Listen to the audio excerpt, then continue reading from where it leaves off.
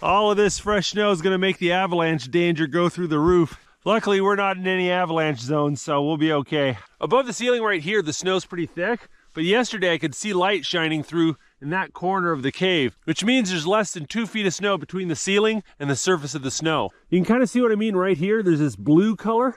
That's light shining through the snow right here. You can see that's about 2 feet of snow. So I'm really curious to see whether this roof can stand up to 200 pounds of me jumping up and down on it.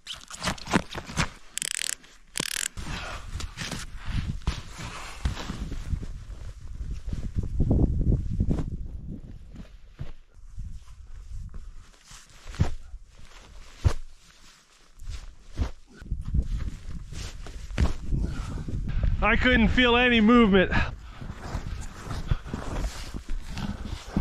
Yeah, I mean, it looks perfectly fine from here.